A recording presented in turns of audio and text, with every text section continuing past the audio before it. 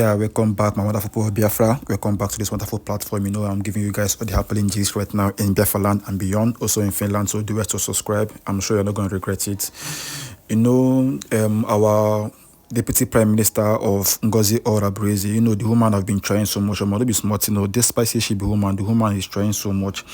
Yet again, she don't bring back our radio channel. She don't bring our own Biafra USB United States of Biafra radio channel, and it is official. It is official, as I'm telling you about a few hours ago. They hosted a live broadcast there yesterday. As I'm talking to them, they hosted a to assure that it is working and it is efficient. The woman has been trying. The live was actually for the fundraiser that was supposed to happen yesterday. The woman that brought out so many things for our independence that happened last year. She was the one present to make sure that it was a success. Even our GC, our map, so many things. The woman have been doing so much, even despite Samadeba and Nabikalu being detained.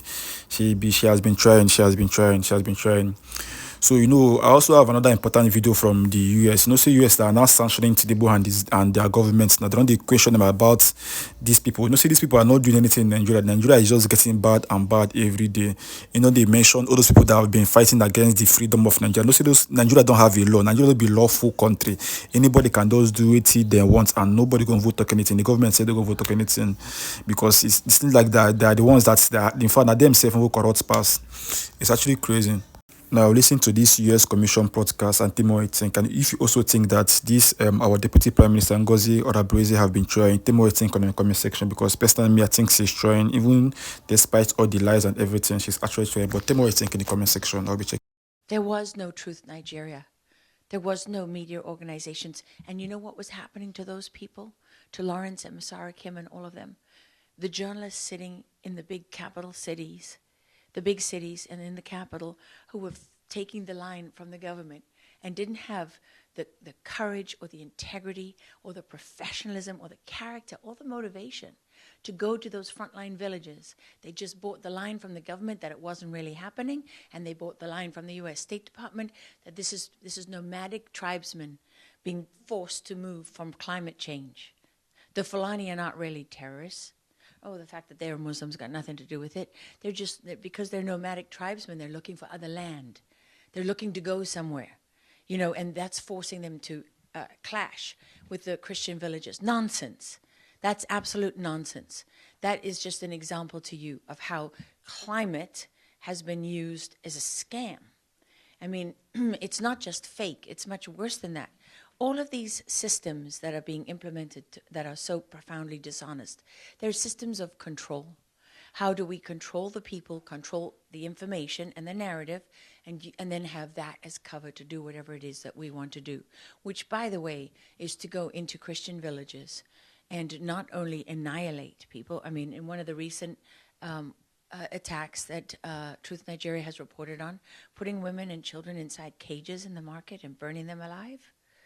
I mean, I was sitting down to dinner in my hometown in Texas one Friday night years ago.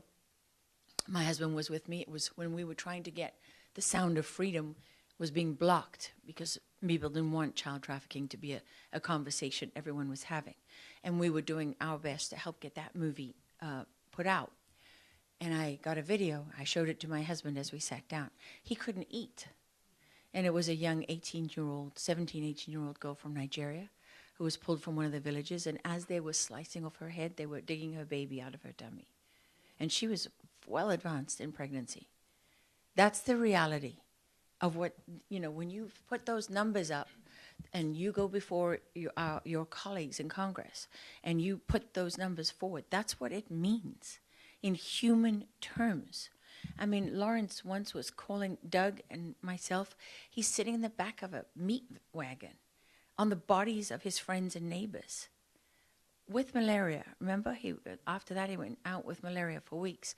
I mean, these the courage of the people who are on the front lines reporting this cannot be overstated. But the challenge that they face is that the media itself denies the reality that they see and report on with their own eyes and ears. I mean, that's without conscience. Honestly, I stand before all of you in the National Press Club of the United States of America, the most powerful free nation on earth, where we have First Amendment rights. And I cannot say strongly enough to the press corps, do your job. Do your job. Because we are supposed to be the inspiration and also the safety net for journalists everywhere. It is truly without conscience that you can witness the execution of people and have it denied because journalists are too lazy, too corrupt, too stupid, too cowardly to stand up and tell the truth. That is without conscience. And, we have to stop being afraid of what people will say to us. We have to stop allowing those who tell the truth to be punished and those who lie to be rewarded. Okurora was not kidnapped in Omaka, and that's a fact. One night woke Okurora. Asam kai were ohera sege ndo na ihe metutara gị n'ote ndị ntụrụ mmadụ shi tọrọ gị oge bịara bịa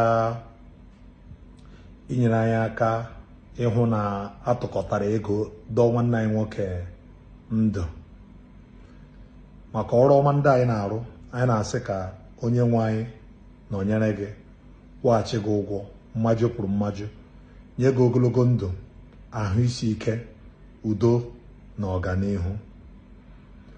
Anyị wee na-asụkwa na obi arịda anyị mma na ije bịara ka ị na-alazi ala ndị ntụrụ mmadụ atụrụ gị ma ọwụ unknown gunmen dịka ishiri kwu kpọrọ gị gawa na kampụ ha.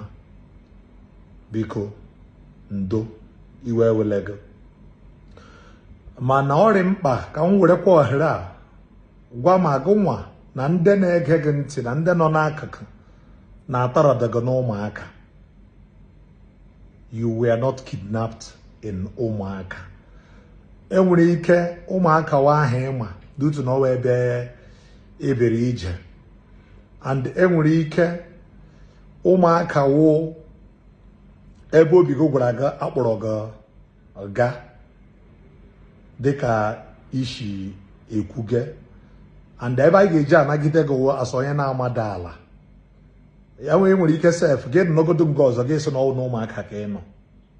Biko ihe m jiri jido ahụ m anya na ọwụdụ na ụmụaka na esi na ebe ihe a mere gịrị ka ebe ọsọ gbara na enwedo onye a na-ahụ ahụ nga ahụ na enwedo onye nọ nga ahụ ehi describe ga awụdo ụmụaka maka ebe ka mma na kanụ ya, and anyị jụọla ese ha sị n'eziokwu na ihe mere n'okirikiri n'akụkụ ụmụaka mana omedo na ụmụaka and edemedekwenego na ụmụaka. Anyị ga-anagide gị maka na ịmada ala, mana ọ na-ewutekwa anyị otu ishiri mee vidiyo nnọọ na-ebu asha ọnụ onye a ga-ahapụla ụmụaka eji ego burial, eji ego wedding, eji ego ke na agala ụmụaka maka gịnị? Na ọwụ gị na-atara ndị mmadụ ọda ka ọ na ọ ga na-achara ndị mmadụ ụzọ na ka ị gara agalụ na ọgụwa ji aka gị gbapụta onwe gị, na ọgụwa hapụrụ onwe gị na ka ị gara ị ga-ejizie pụta mmanwe ekwe onye a ga-ahụ na ụmụaka anyị ga-agbalaga. Insecurity wụ ihe na-eme n'ala Igbo niile. You are more likely to get kidnapped in Enugu than in Ụmụaka. You are more likely to get kidnapped in Owerri than in Ụmụaka, and I am speaking facts. Statistics ada atashi. Gị sokwana na ihe m kwuru washi. Gị jọ bịa na comment section. Ele the last time e kidnap mmadụ na ụmụaka. Ihe kwugewa ụmụaka asatụkwa m ọlụ zone. Asatụkwa m na community ndị ọzọ. Onye ọbụla ma the last time e kidnap mmadụ na ụmụaka ya comment onye na comment section. Then gwa anyị kemgbe mmadụ ole kidnap gwerele n'Enugu, Owerri, Ọka or other towns or cities. Ihe ndị a na-eme na wee ihe ọjọọ. And the primary task of the government is to protect life and properties of the citizens, which they are not clearly doing well. Kono happy journey maybe our communities obagambo na do issue when na chota ha ga ha. Always okwu na no ma aka na enwere ndị iche iche iwe na ewe mmegbu na emegbu ndị Igbo na ojiji eji maazi, you know, ha na ewekwe iwere agha. Ndị ahụ nọchakwa n'obodo dị iche iche, ha nọkwa na otu mpaghara na communities ma ndị nọcha anyị n'aka na ihe ndị ọzọ. Mana ihe akwado ihe ndị a ga-eme adreesị n'elu. Ndị ohu na gọọmenti kwege n'aka, ndị ohu na gọọmenti na-aga ote ha shagaga, gọọmenti ada emeli ihe ọwụla. Ọwa ịmanwụ ndị ụmụaka ga-eme na anyị ga-agbawa mpoto. Obodo arịlọta ọ ga-arị, onye ọbụla na-ekpekwe na-ekpere na-etigo uche n'otu oche na ọ ga-arị mma. Nwunye m nwoke biko ka ị hapụ iwere ihe a mere gị ji na-emebiri anyị aha obodo anyị. Ekidnapụtago na ụmụaka, demedego na ụmụaka. Mana maka na iji nwanne anyị nwoke ibere ịdọ ndụ ihe rịọta eme ego, mụnwa Obinna Ọgazi na-asa gị n'ụbọchị taa, gwa anyị ego ole ewere na akaụntụ gị, weta akaụntụ gị ka anyị nwawo ndị ụmụaka nye achị gị dị ego. Anyị nwere ebu nwee mfụ na-ekelekwe gị n'ọrụ ọma ị na-ara sị gị jisie ike, mana ego niile a nna na gị gwa anyị ego ole ọwụ, wetara anyị akaụntụ ka anyị sendọla gị ebe a. Biko ana m ekwu ihe n'aha mụ na onwe m Obinna Ọgazi, na aha ndị ụmụaka, okorobịa ụmụaka niile ndị ihe ọma na-arị mma na ndị ke na-egekwana m ntị na ndị hụrụ m n'anya na ndị m hụrụ n'anya.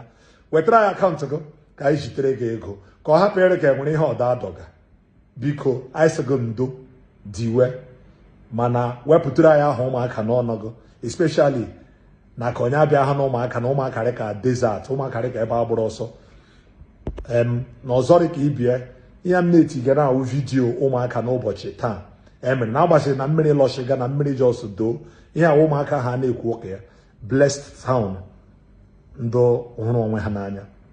Thank you. Anyị ga-echewe akaụntụ gị na ego ọla nna na gị ka anyị nwee ike kwaghachi gị keta nke echi.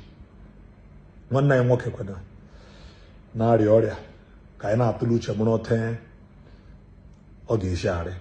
Yeah, today is 1st of August 2025.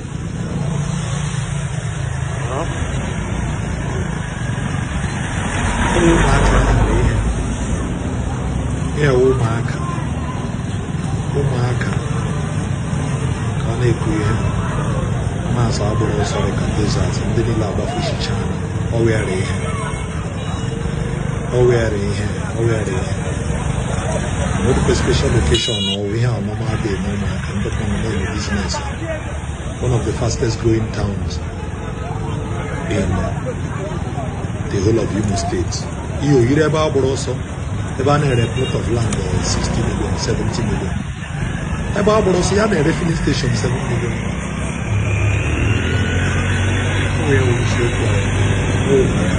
Shop niile mepere emepe.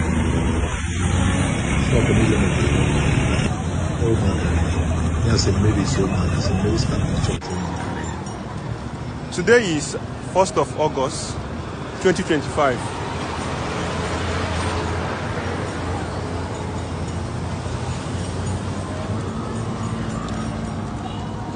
Biko ya obodo ọnụ m shini pụtara ihe n'agbanyeghị ihe arịdọka ọtọ gbasara Rädio ya kewa eziokwu, mana ọrịdọka okwu ọrashi